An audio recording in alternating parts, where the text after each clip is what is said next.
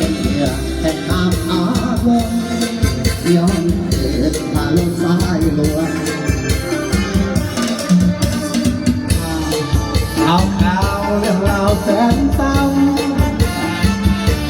สุดปวด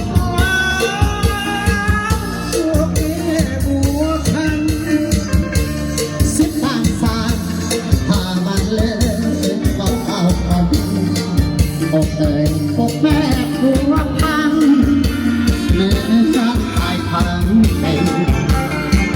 เมื่อได้ยินข่าวปากโอเกียนสกามาเอาไว้แล้วแม่ที่เป็นรอรอคอยจะกินข้าวกินอยู่บ้านเขาในเล้ายังพอได้กินบนบาตุกับยอดกับกินอย่าปลีกว่าไปเสียคนเสียเสียเสีย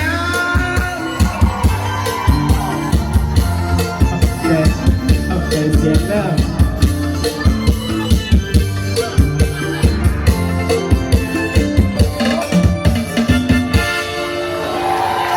ไม่มาเอาตัวอีกเลยหักไหลว่าไหลบ้านว่าหลายบ้านเขาเนี่ยขอบใจเด้อพี่น้องเขาทีว่าให้กำลังใจเนาะ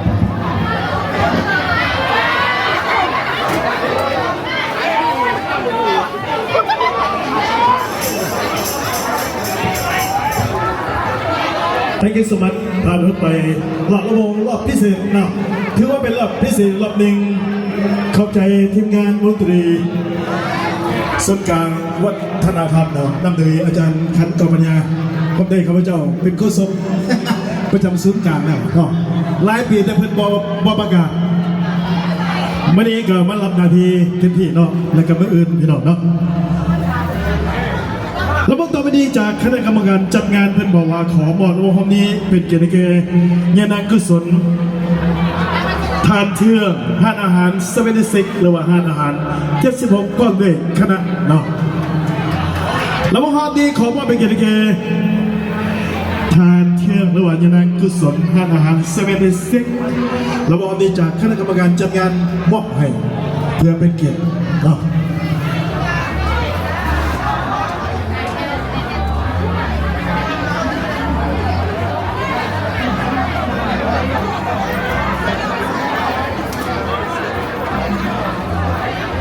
แล้วพวกเขาดีเพิ่นบอกว่าขอมาเป็นเกียรติเกคณะกรรมการจัดงานทุกท่านเนาะโมเมนต์คณะกรรมการจัดงานมาเป็นเกียรติให้แก่ท่านเชื่องประกาศยานังกุศลเนาะแล้วพวกเขานี้สิเปลี่ยนบรรยากาศเป็นเต้นเป็นจังหวะลำบ้าเนาะพี่น้องเนาะใครซื้อสอบจังหวะนี้กรุณาจับจองกุฟังก็ทานเซเว่นกิเลอร์เนาะมาเป็นกันแกเจสนเจกุศลพวกเลยทานเทืองและบรรลักทุกท่านซึ่งอยู่ในสถานที่นี้เอาละ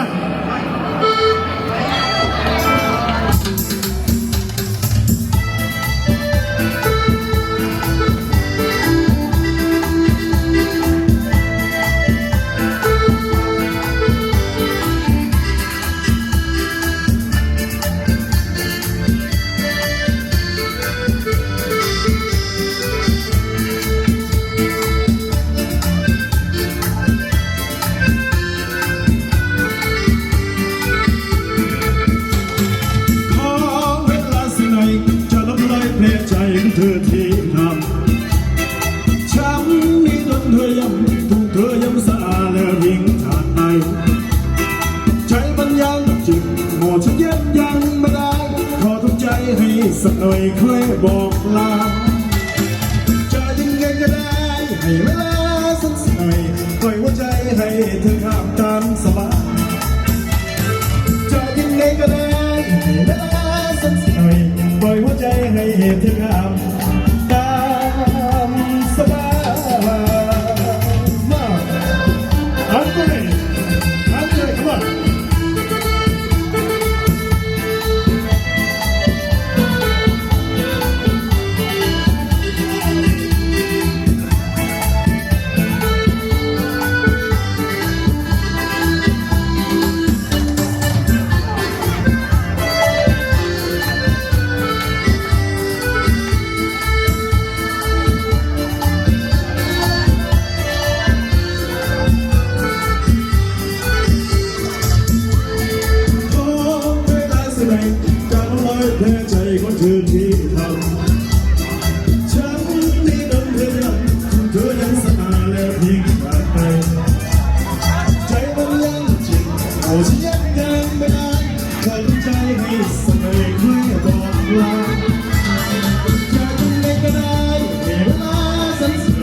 ปล่อยหัวใจให้เธอขับตามสบายโอ้เป็นโลกก็ได้ให้เวลาสักหน่อยปล่อยหัวใจให้เธอขับตามสบาย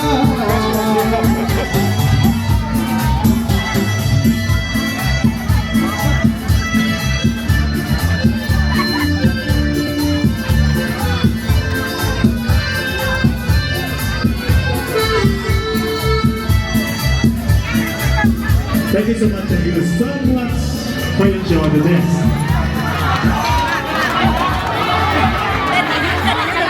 ทั้งวัน Thank you. ขอบใจ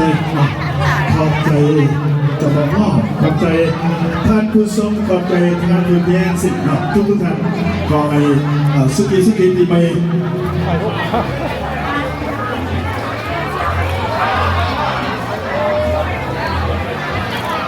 ระบบต่อไปนี้เพื่อนบอกว่า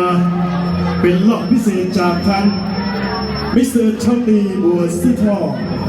มูลค่า$200ครับจากห้างอาหารและร้านสติกเกอร์อะไรนะเพื่อนบอกว่าขอมอบแล้ววันนี้เปลี่ยนเกียรติแกลูกค้าพี่น้องคัสเตอร์ทุกท่านที่ไปพุดหนุนห้างสติกเกอร์อะไร Thank you so much แล้ววันนี้จะขอนำเอาเจ้าของห้างเจี๊ยบอ่อนเบอร์สีทองเป็นอยู่ทักห้องไปที่บอกพบกับเทพอ่อนเบอร์สีทองพี่น้องเจ้าของห้างอาหารสติกเกอร์เจ้าของตลาดอ่อนดังเป็นนักร้องพ่อสบายดี แล้ววันนี้เพิ่นบอกว่าเขาเนี่ยเป็นเจริญแกคัสเตอร์หรือว่าแกทุกงานที่เคยไปอุดหนุนผ่านสติ๊กเกอร์ไลน์และมาตรฐานของมาหัวมวลเซนในงานเสริมฉลองปีเวลาปีนี้ที่วัดเราธรรมศาสตร์ครับ เที่ยวกูไม่ได้ส่ง เอาคุณสินสอดจังหวะนี้กรุณาจับจองโคฟังของทางสวัสดีพี่หลอกเนาะอย่าลืมพอกันอีกเมื่ออื่นพี่หลอกนาฬิกา next week อยู่ที่วัดเราเทลแมนวัดเทลแมนสวัสดีพาริตุ